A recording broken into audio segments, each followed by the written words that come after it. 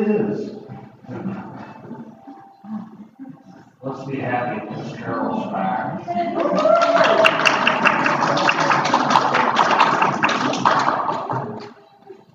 And we'll hear her live in the hospital. Well, she really didn't belong in the first place. Here she is. Yeah. Back to commune with us all. Elder Josema, fictional Orthodox priest and head of a monastery in Russia, in the Brothers Karamazov, Dostoevsky's novel. One thing I love about that novel is that there's all this beautiful spirituality in it. It's full of just the most beautiful, mystical spirituality. And yet it was written by a really kind of terrible person. Dostoevsky was kind of a mess. But it just, you look at the mess of man's life. You wrote The Gambler. Why did you write The Gambler? Because he was so deep in debt from gambling that he had to write a novel quickly in order to get the money to pay off his debts. That's how we got The Gambler. He was a mess. But within him and within us all is that spark, is that divine presence. And it was in him, and it came out in this most beautiful book. And this most beautiful passage, Elder Zosima's speech, where he invites his followers to love everybody and love everything. And he said, as Colleen read, that if we do this kind of love, we practice this kind of love, we will perceive the mystery. Now that's a rich line. How can you perceive a mystery? If it's a mystery, then it can't be perceived, right? Kind of loop. And yet, it's a reminder that there's great spiritual energy in being aware of what we don't know. Yeah. And really being acutely aware of what we don't know. For a stint, I worked on a winery in Santa Cruz. Oh man, that was a fun job. I was doing step work, digging ditches, cleaning casks, working the line, lumping boxes. But every day, the supervisor, this guy in overalls, he kind of took a shine to me. He would take me into the tasting room and pour me a little glass of wine and explain the finer things. But one of the finer things he explained is that there's so much we don't know about it. Yes. Wine is a mystery. How does grape juice, just squish the grapes and make a liquid, how does this turn into this magical stuff? Very complex liquid. The winemaker used to say, the only thing more complex as a liquid than wine is blood, human blood. Something mysterious is going on inside the cask as the grape juice ferments. All sorts of stuff's going on there that we cannot see. But later, when it comes out of the cask, we can taste. And tasting is not full knowledge, it's just tasting. It's awareness of the mystery. And so, in the bread and the wine of communion, we taste the mystery. We know that we don't know. We know that we are tasting a mystery. We know that there's more that we do not know.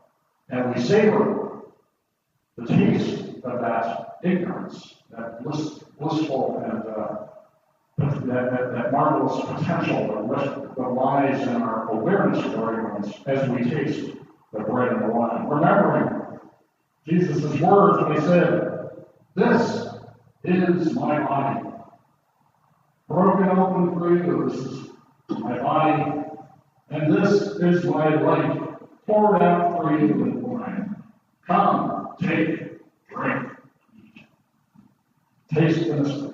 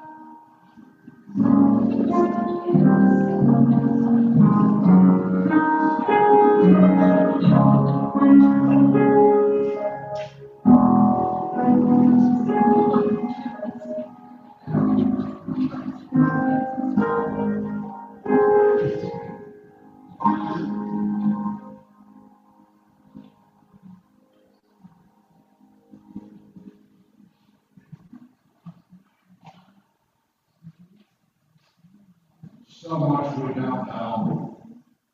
So much. So much was not known. What did I do? So much we don't know. So much to know. So much not known when the book of Job was composed. Who knows? Maybe 3,000 years old. The oldest, probably the oldest book in the Bible. Predates the Jewish people. Mesopotamian wisdom and storytelling. Job chapter 37. I love this passage. I love it. Just close your eyes and savor these words. Hear this, O Job. Stop and consider the wondrous works of God. Do you know how God lays his command upon them and causes the lightning of his cloud to shine? Do you know the balancing of his clouds, the wondrous works of him who is perfect in knowledge? You, whose garments are hot, when the earth is still because of the south wind. Can you, like him, spread out the skies, hard as a molten mirror? Teach us what we shall say to him. We cannot draw up our case because of darkness. Shall it be told him that I would speak? Did a man ever wish that he would be swallowed up? And now, men cannot look on the light when it is bright in the sky, when the wind has passed and cleared them. Out of the north comes golden splendor. God is clothed with terrible majesty. The Almighty, we cannot find him. He is great in power and justice and abundant righteousness he will not violate. Therefore men fear him. He does not regard any who are wise in their own conceit. A wonderful passage that puts us in our place. Yes. Puny creatures skittering around this fragile planet in the middle of an enormous universe beyond our comprehension. A universe we do not understand. I worked at Stanford for years as the progressive campus pastor. And I made friends with a number of scientists. And some of them worked at SLAC, Stanford Linear Accelerator. And they would be the first people to tell me how ignorant they were. These are the world's most brilliant scientists, right? Working on cosmology and on subatomic physics. First to tell you how little they knew. First to admit it. And there was something kind of holy and spiritually astute about the way that they made those confessions to me. There's so much more going on around us than we can possibly observe. We have limited senses. When we realize there are other creatures in this world that have a sensorium that we don't have. Just think all the things dogs can smell and see that we can't. The birds can, owl can, in the dark, can see things we could not possibly see. And still, all of us collectively, still, all creatures and beings, still pitifully unaware of so much of what's going on in the universe around us. One way to think about spirit, the word in the Bible, just pneuma, it's breath, actually. Think of it as a phenomenon that brushes up against us and affects us, but has a source that's beyond our comprehension. Certainly in the ancient world, breath and wind was very mysterious. What is it? What is this thing that we experience that we cannot see? And since then, since the biblical era, since the book of Job was composed, we know so much more about the universe than we did then. So much more, nothing can be compared. There are things that they couldn't even imagine that human beings could ever comprehend that we now can have some understanding about. And yet, the top scientists of the world will be the first to admit the extraordinary level of ignorance that they live under.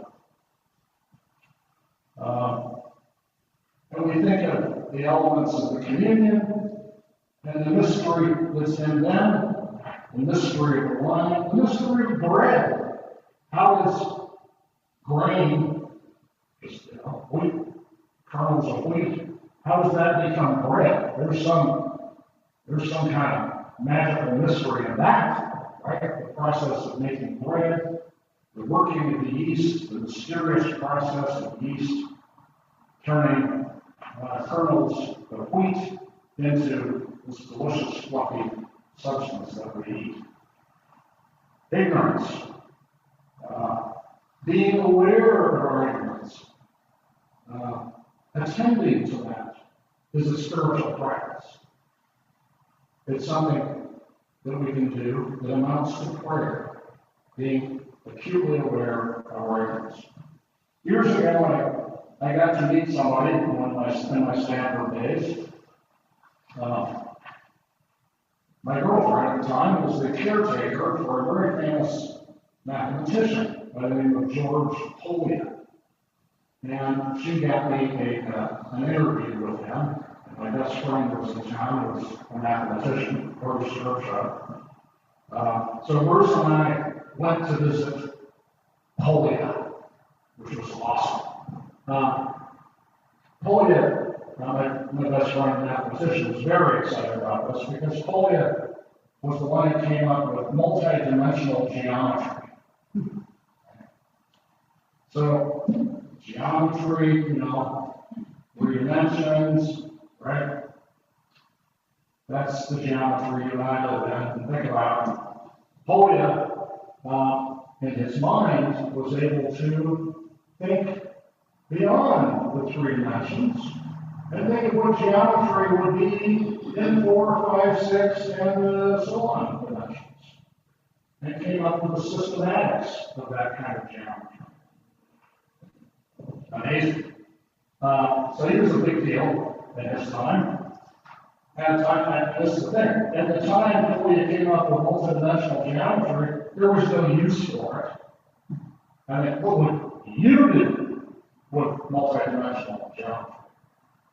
How would you make any practical use of that? I certainly, I can't go there. But shortly after he came up with these theorems, the people at SLAC, the theoretical physicists, realized that this is very useful because they were beginning to understand that there are manifestations that there are phenomena in the universe that can be described in multidimensional geometry. Surprise! Suddenly this otherwise seemingly useless knowledge became useful. Polya was ignorant of how this discovery would be used. Right? He was aware. He was a humble man. It was a joy to sit with this humble man. He was Hungarian guy, spoke broken English. But part of the delight of hanging out with him was his humility. He was someone, grown as he was, deeply aware of his ignorance.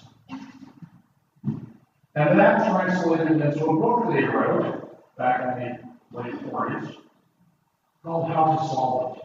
And it's a precious book to me because it is a guide for how to teach math. How many of you here had big fun in math class? Hey, we got some. Right on. Hey, Josh there. Of course. You got engineers. Most of us, not so excited about math, right? Well, what Polya observed even back then is that a lot of the teaching of mathematics is kind of atrocious. A lot of folks who are teaching math don't really know how to teach, or not terribly effective at teaching this subject. And so he wrote this book as a guide for teachers of mathematics.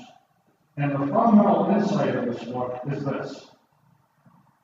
He says, what happens when kids are in math? Yes, when kids are in math class and they hit a problem that they can't, it's just too hard for them, they seize up and they freeze up and they're like, I can't do it, I can't do it, they're stuck. Right? People get stuck with problems, math problems. Polya's advice to teachers, to advise students, was this.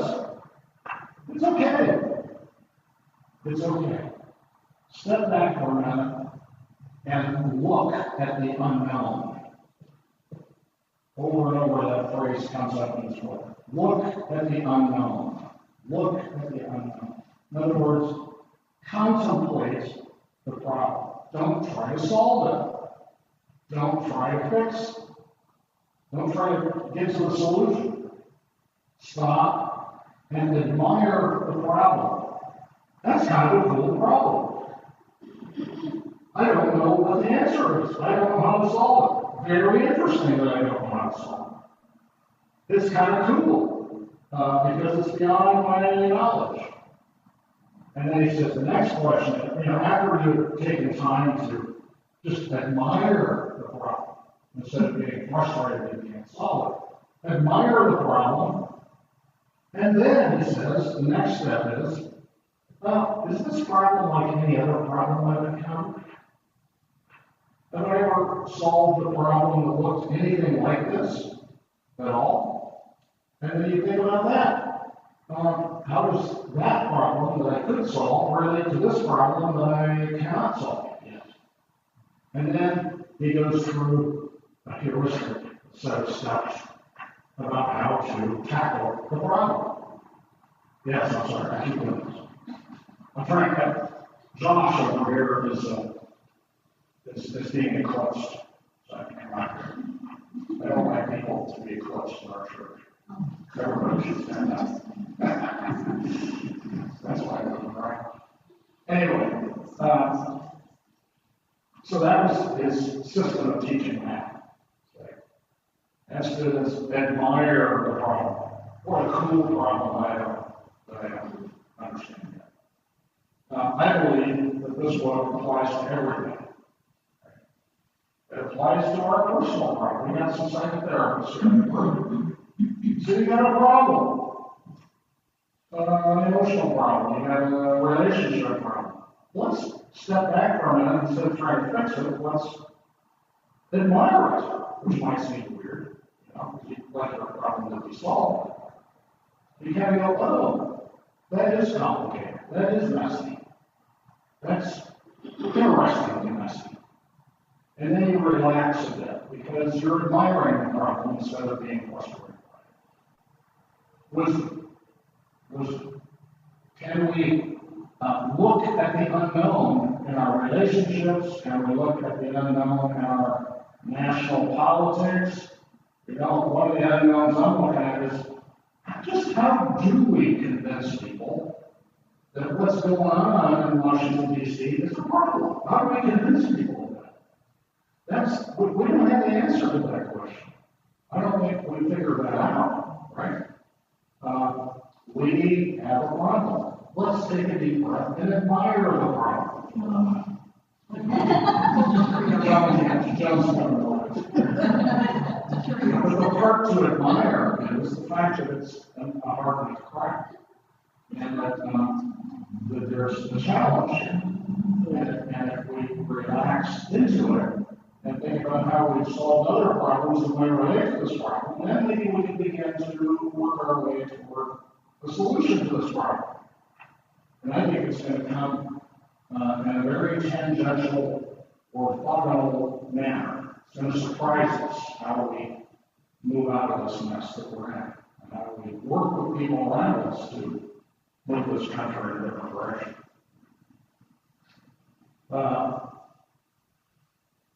Admiring the unknown, starting there. Appreciating our ignorance. Even savoring it in a way, tasting it, and being allured by it. That alone brings us into the divine realm. That alone brings us into the humility, which is always the pathway into encounter with God. Yes? Humility is where we begin. And awareness of our ignorance is awareness that brings us into that state of humility. The humility of Job chapter 37. Can you like him spread out the skies, hard as a molten mirror? This is fun right here in this passage. What's he talking about, hard as a molten mirror? The ancients believed that the sky was a metal dome all around the earth, with little pinholes in it. And around that and under the earth was the firmament of water that leaked through to make rain, and leaked through to let light in from the stars in the heavens. So the sky had been beaten out with a hammer, right? A metal surface pounded out to be perfectly smooth and shiny and perfect. That's what they believed in their ignorance at the time. And although they thought they knew they had that structure, they didn't know how it was made. Who was swinging the hammer, and how did they do it? Right? How did God spread out the skies like a molten mirror? We cannot draw on our case because of darkness. The darkness or ignorance of our not knowing. So let us do what Polya did in his humility. Let us do what Job was invited to do in his humility. Let us do what the Christ did in his humility. And look at the unknown. Amen.